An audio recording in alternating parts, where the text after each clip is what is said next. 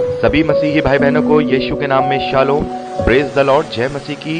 Yeshu the saviour ministry और मैं प्रभु यीशु मसीह में आपका भाई जेम्स, आप सभी का इस बाइबल अध्ययन कार्यक्रम में एक बार फिर से बहुत बहुत स्वागत और परमेश्वर का धन्यवाद करते हैं। मेरे प्यारे भाई बहनों, हम अध्ययन कर रहे हैं भजन संहिता की पुस्तक का और एक छोटी सी प्रार्थना के साथ आज के अध्ययन को हम शुरू करेंगे। हालेलुया, धन्यवाद पिता परमेश्वर, धन्यवाद करते हैं आपके अद्भुत रीति वाले प्रेम के लिए जो आपने अपने इकलौते पुत्र को देकर हम सभी पर प्रकट किया। धन्यवाद करते पिता आपके अनुग्रह, आपके महान प्रेम, आपकी तमाम स्वर्गीय आशीषों के लिए।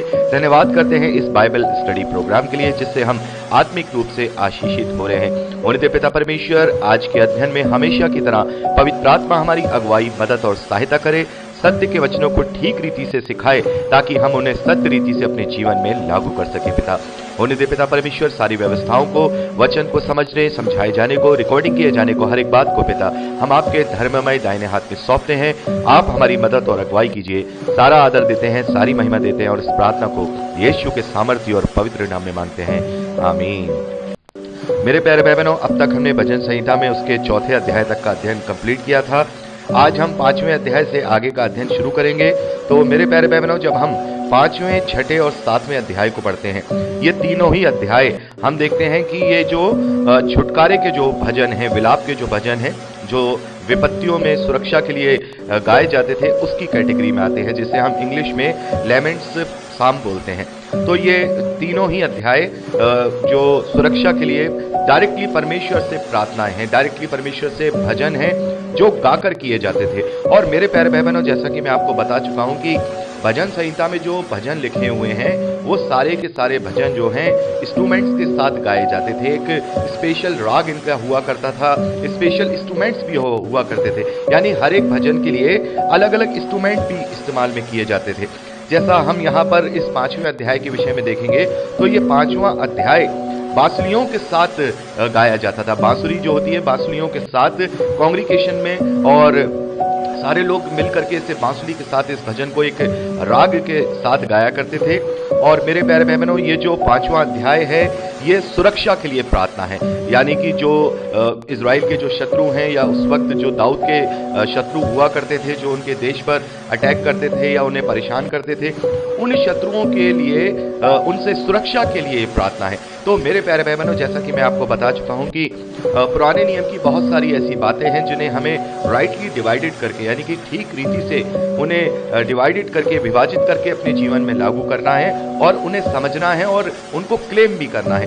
जैसे हमने दूसरे और तीसरे अध्याय को, माफ कीजिएगा, तीसरे और चौथे अध्याय को हमने जब देखा कि वहां सुबह की प्रार्थना और जो शाम की प्रार्थना है उसके विषय में भजन लिखे गए थे, तो हमने देखा कि वहां पर जो दाऊद के प्रार्थना करने का जो उसका जो एक्सप्रेशन है या उसकी भावना है, जो उसकी फीलिंग्स हैं, वो डिफरेंट है, वो थोड़ी बहुत उस वक्त दुनियावी है। लेकिन हमारे जो प्रार्थना करने का जो भाव है या एक्सप्रेशन है वो आत्मिक होना चाहिए, क्योंकि दाऊद के बहुत सारे शत्रु हैं वहां पर, इंडिविजुअली रूप से भी शत्रु हैं और देश के रूप से भी शत्रु हैं। लेकिन हमारा अब कोई शत्रु नहीं है, अब हमारा केवल एक ही शत्रु है जो सभी मानव जाति का शत्रु है, वो इब्लीस है। तो प्रार्थनाएं तो हम कर सकते हैं, इन भजन संहिता की प्रार्थनाओं को, भजन को अपनी प्रार्थनाओं में क्लेम करके कर सकते हैं, लेकिन हमारी जो भावनाएं हैं, हमारे जो भाव है, हमारे जो एक्सप्रेशन है, वो पहले के समय से आज के समय से डिफरेंट होंगे। मैं आपको इसके विषय में अच्छी तरह से पहले बता चुका हूं।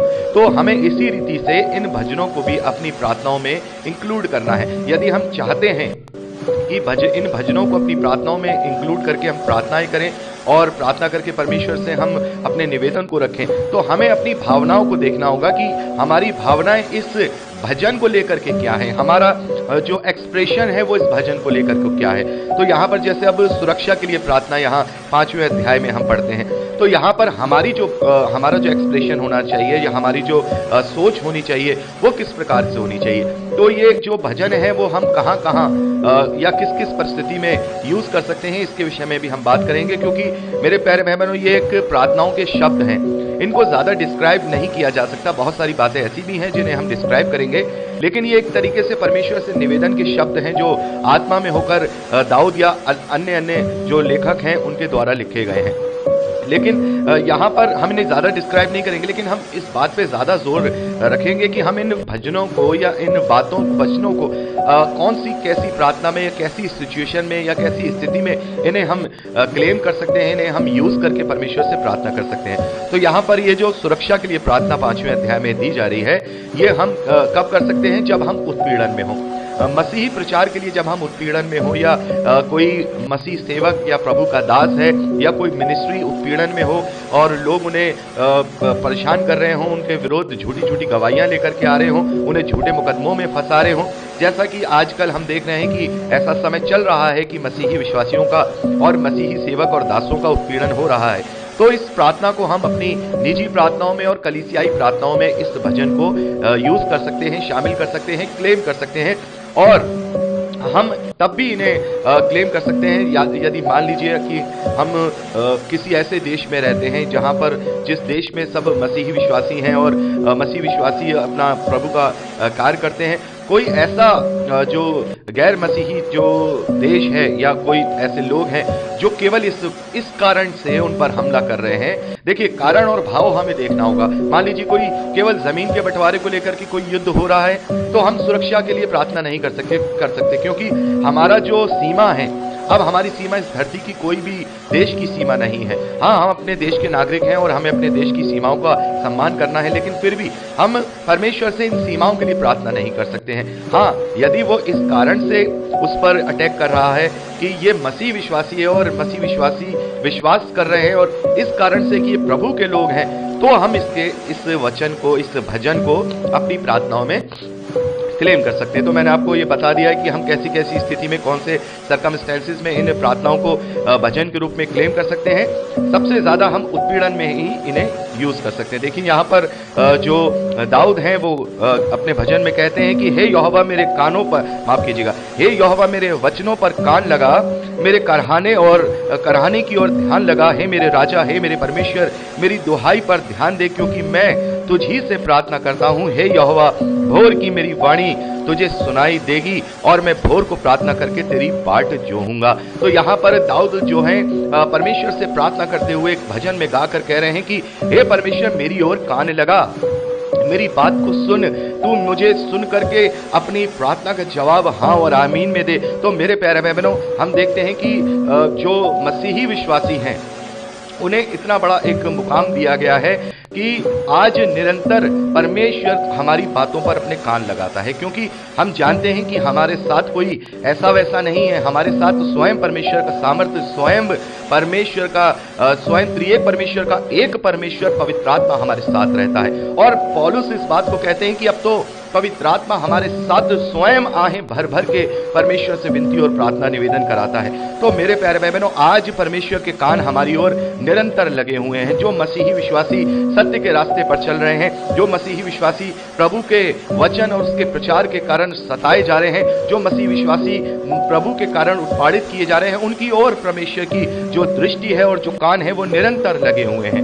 तो यहाँ पर हम, जैसा मैंने आपको बताया कि हमें अपनी प्रार्थना के भाव और एक्सप्रेशन उसी हिसाब से रखने हैं कि जो आज की वाचा में हम जो हैं, आज हम नई वाचा के अधीन हैं, जिसका सिग्नेचर प्रभु यीशु मसीह के लहू के द्वारा हुआ है, उसके बलिदान के द्वारा हुआ है। तो हमें ये बातों का ध्यान रखना होगा। तो यहाँ हम देखते हैं कि परमेश्वर निरंतर मसीही विश्वासियों की प्रार्थनाओं पर हमेशा कान लगाता है, क्योंकि आज कान लगाने का एक बहुत बड़ा एक प्रायोजन है। क्योंकि उस समय जो प्रार्थना की जाती थी वो परमेश्वर से, यहोवा से प्रार्थना की जाती थी, और आज भी परमेश्वर यहोवा से ही प्रार्थना की जाती है। लेकिन फर्क यह है कि आज हम उस सामर्थी नाम के साथ प्रार्थना करते हैं जिसके द्वारा प्रार्थना सुनी जाती है। वो निवेदन उसके चरणों में जाता ही जाता है, क्योंकि हमारे साथ एक अप्रोच है। दाऊद के साथ वो अप्रोच नहीं थी, किसी और भविष्यद्वक्ता के साथ जब तक प्रभु यीशु मसीह का नाम उस वक्त नहीं था, वो अप्रोच नहीं थी। आज हमारे पास सर्व सामर्थी अप्रोच है, जो कि यीशु का नाम है। हमें वो सामर्थी नाम दिया गया है, जिसके कारण हमारी प्रार्थनाओं का जो आवाज है वो परमेश्वर के कानों तक निरंतर जाती रहती है। हमारी चिल्लाहट निरंतर परमेश्वर तक जाती रहती है। आगे दाऊद कहते हैं, क्योंकि तू ऐसा ईश्वर नहीं जो दुष्टता से प्रसन्न हो, बुराई तेरे साथ नहीं रह सकती, घमंडी तेरे सम्मुख खड़े ना हो पाएंगे, तुझे सब अनर्थकारियों से घृणा है, तू उनको जो झूठ बोलते हैं नष्ट करेगा। यहोवा जो हत्यारे और छली मनुष्य होते हैं उनसे घृणा करता है। तो मेरे प्यारे भाई बहनों, जब हम इस प्रार्थना को कर रहे हैं तो ऐसे लोगों के विरोध में या उनसे सुरक्षा के लिए प्रार्थना कर रहे हैं जो हमारा उत्पादन कर रहे हैं या हमें उत्पादित कर रहे हैं या हमें मसीह के रास्ते पे चलने के लिए हमें वो परेशान कर रहे हैं। तो यहाँ पर उनके लिए यहाँ ये जो दाऊद ने जो बातें रखी हैं अपने भजनों में, वो हम क्लेम कर सकते हैं, क्योंकि वो लोग अनर्थकारी हैं। वो लोग अनर्थकारी हैं जो परमेश्वर के नाम को, जिसने, हम देखते हैं साफ तौर पर प्रभु यीशु मसीह कहते हैं कि जिसने मेरा इनकार कर दिया, जिसने पुत्र का इनकार कर दिया, वो दोषी ठहराया जा चुका है। और प्रभु ने मत्ती रचित सुसमाचार 7वें अध्याय में यही कहा है, पवित्र वस्तुएं कुत्तों को ना दो, अपने मोती सुअरों के आगे मत डालो। तो ये वो अनर्थकारी हैं जिन्होंने प्रभु के नाम का इनकार कर दिया है और पवित्र आत्मा के कार्य में रोड़ा अटका रहे हैं। तो ऐसे लोगों के लिए हम इस प्रकार की प्रार्थना कर सकते हैं कि परमेश्वर उनका न्याय चुकाए और उनसे हमारी सुरक्षा करे। आगे दाऊद कहते हैं, परंतु मैं तो तेरी अपार करुणा के कारण तेरे भवन में आऊंगा, मैं तेरा भय मानकर तेरे पवित्र मंदिर की ओर दंडवत करूंगा। हे यहोवा, मेरे शत्रुओं के कारण अपने धर्म के मार्ग में मेरी अगुवाई कर, मेरे आगे आगे अपने सीधे मार्ग को दिखा, क्योंकि उनके मुंह में से कोई सच्चाई नहीं, उनके मन में निरी दुष्टता है, उनका गला खुली कब्र है, वे अपनी जीभ से चिकनी चुपड़ी बातें करते हैं। तो मेरे प्यारे भाई बहनों, यहाँ हम देखते हैं कि ऐसे जो अधर्मी होते हैं जिन्होंने परमेश्वर को पहचानना नहीं चाहा है, तो परमेश्वर भी उनको उनके निकम्मे मन पे छोड़ देता है। इस बात को हम रोमियो की पहले अध्याय में, रोमियो की पत्री पहले अध्याय में पढ़ते हैं 28वें वचन में कि जब परमेश्वर को उन्होंने जानना पहचानना ना चाहा तो परमेश्वर ने भी उनके निकम्मे मन पर छोड़ दिया। और इसी बात को हम पढ़ते हैं यशायाह भविष्यद्वक्ता के द्वारा भी परमेश्वर ने यह बात कह दी है और इस बात को प्रभु यीशु मसीह ने भी दोहराया है। हम पढ़ते हैं मत्ती रचित सुसमाचार 9वें अध्याय 12वें और 13वें वचन में, वहां पर प्रभु ने इस वचन को दोहराया है कि मैं नहीं चाहता कि मैं उनके मन को खोलूं या उनकी आंखों को खोलूं जिनसे वो चंगे हो जाएं। तो ऐसे लोग भी होते हैं जो प्रभु का इनकार कर चुके हैं। तो हम इस तरीके की प्रार्थना कर सकते हैं जो प्रभु के कार्य को रुकावट में डालते हैं या प्रभु के कार्य में बाधा उत्पन्न करते हैं। तो मेरे प्यारे भाई बहनों, आगे दाऊद कहते हैं कि हे परमेश्वर, तू उनको दोषी ठहरा क्योंकि उन्होंने मसीह के नाम का इनकार किया है। तो हम इस वचन को भी क्लेम कर सकते हैं, वे अपनी ही युक्तियों से आप गिर जाएं और उनको उनके अपराधों की अधिकाई के कारण निकाल बाहर कर, क्योंकि उन्होंने तुझ से बलवा किया। देखिए, ये जो वचन है 10वां वचन जो हम भजन के रूप में पढ़ रहे हैं, यहाँ सही बात है। जो लोग मसीह के प्रचार में या मसीह की बातों को विरोध कर रहे हैं, तो वो मसीह का विरोध नहीं कर रहे हैं, मसीही लोगों का नहीं, बल्कि स्वयं मसीह प्रभु यीशु मसीह का विरोध कर रहे हैं जो कि स्वयं परमेश्वर है। तो ये हम प्रार्थना अपना निवेदन रख सकते हैं कि हे परमेश्वर, तू उन्हें दोषी ठहरा, वे अपनी युक्तियों से आप गिर जाएं और उनको उनके अपराधों की अधिकाई के कारण निकाल कर बाहर कर, क्योंकि उन्होंने तुझसे बलवा किया है, हमसे बलवा नहीं किया है, तेरे कारण हमसे बलवा किया है, क्योंकि हम तेरे मार्ग को लेकर के चल रहे हैं। आगे देखिए 11वें वचन में दाऊद भजन में कहते हैं कि परंतु जितने तुझ पर भरोसा रखते हैं वे सब आनंद करें। हालेलुया, परमेश्वर का धन्यवाद है कि जो मनुष्य परमेश्वर पर, जो पुरुष परमेश्वर पर भरोसा रखता है वो धन्य है। हम यिर्मयाह भविष्यद्वक्ता की पुस्तक में पढ़ते हैं, धन्य है वे पुरुष जो परमेश्वर पर भरोसा रखता है और श्रापित है वो पुरुष जो मनुष्यों पर भरोसा रखता है। तो मसीही विश्वासियों का भरोसा तो केवल परमेश्वर की ओर है और परमेश्वर ही हमारी ढाल है और वो ही हमें हर एक बात से बचाता है, हमें हर एक चीज से निकाल लेता है। आगे यहाँ पर दाऊद कहते हैं, वे सर्वदा ऊंचे स्वर से गाते रहें क्योंकि तू उन्हीं की रक्षा करता है। हालेलुया, आमीन। परमेश्वर अपने लोगों की रक्षा करता है। लेकिन मेरे प्यारे भाई बहनों, हम जब से प्रभु का प्रचार हो रहा है तब से पहली सदी की कलीसिया से देखते हैं कि बहुत सारे जो प्रभु के दास हैं वो वध किए गए। हम देखते हैं कि स्वयं प्रभु यीशु मसीह के जो चेले हैं उनमें से भी अगर यूहन्ना को, जो सबसे छोटा चेला है, प्रभु का प्रिय चेला जिसे हम कहते हैं, उसे छोड़ दिया जाए तो सारे के सारे, जिसमें पौलुस भी शामिल हैं और अन्य दूसरे चेले भी शामिल हैं जो उन 12 में नहीं थे, उनको वध किया गया। उनको वध किया गया। पतरस के लिए तो ये लिखा भी गया है बाइबल के अंदर कि उसको उल्टा करके क्रूस पर चढ़ाया गया है। उसको क्रूस पर चढ़ाया गया, याकूब का गला काट दिया गया। बहुत सारे जो सेवक हैं, जो प्रभु के प्रेरित थे, उन्हें खौलते तेल में, गरम गरम तेल में डाल करके मार दिया गया। किसी का सर कलम कर दिया गया, किसी के साथ कुछ किया गया। तो अब सवाल ये आता है, यहां पर यह लिखा है कि परमेश्वर अपने धर्मी जन की रक्षा करता है और जितना उस पर भरोसा करते हैं उनकी रक्षा करता है। तो आखिर इनकी रक्षा क्यों नहीं हुई?